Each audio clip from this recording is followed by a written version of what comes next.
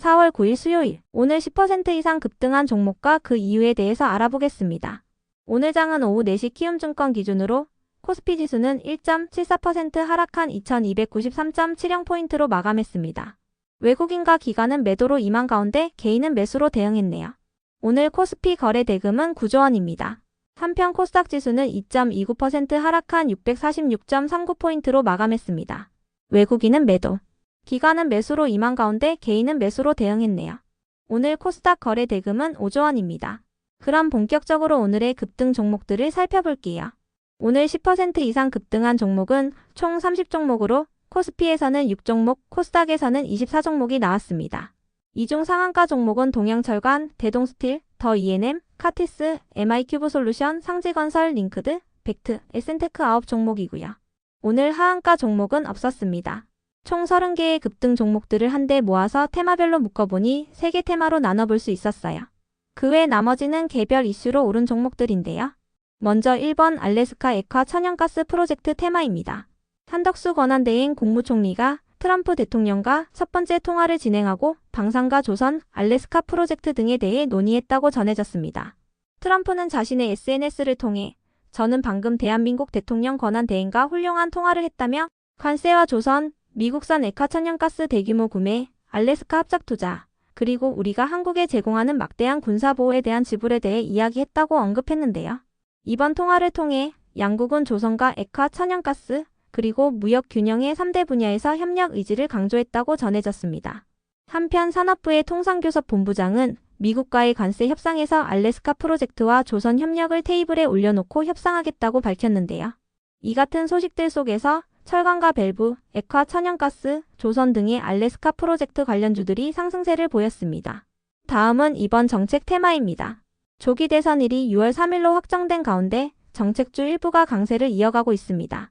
대선 공약으로 자주 언급되는 저출산과 일자리 등의 관련주들이 상승세를 이어갔으며 이재명 대표가 AI 강국위원회의 위원장인 부분이 부각되면서 AI 관련주들도 상승했는데요.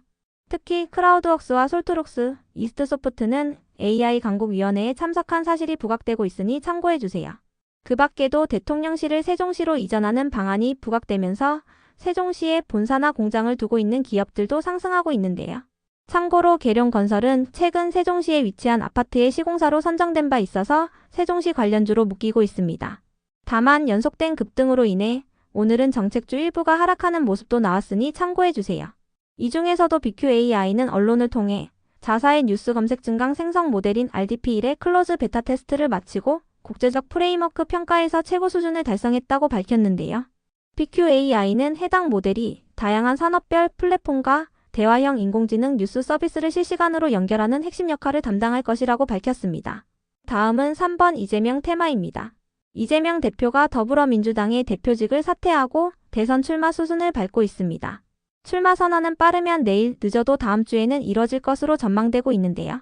이 같은 소식 속 일부 이재명 관련주들이 상승세를 이어갔습니다. 그 외 나머지는 개별 이슈로 오른 종목들인데요. 먼저 더 E&M은 언론을 통해 미국의 영상산업투자원 용사인 해크먼 캐피털 파트너스로부터 투자 의향서를 받았다고 밝히면서 상한가로 마감했습니다. 해크먼 캐피탈의 CEO는 최근 한국을 방문했으며 더 E&M과 청라 지역의 문화복합단지와 관련한 협력 방안에 대해 논의했다고 전해졌는데요. 더 E&M은 이번 기회를 통해 글로벌 파트너십 확대에 박차를 가할 계획이라고 밝혔습니다. 이어서 카티스는 공간인지 보안 플랫폼 사업을 하는 기업으로 이재명 대표의 신행정 수도법 관련주로 묶이며 강세를 보이고 있다고 전해졌는데요. 어떤 부분이 관련되었는지는 명확히 파악되지 않았습니다. 그 밖에도 카티스는 방산 관련주로도 묶이는 종목이니 참고해주세요. 다음으로 에센테크와 주연테크가 각각 이준석 관련주와 이낙연 관련주로 부각되며 상승했습니다. 조기 대선 기대감이 이어지는 가운데 정치인 관련주들이 일부 상승했는데요. 특히 개혁신당의 이준석 후보는 이르면 다음 주에 대선 공약을 발표한다는 단독 기사도 전해졌으니 참고해주세요.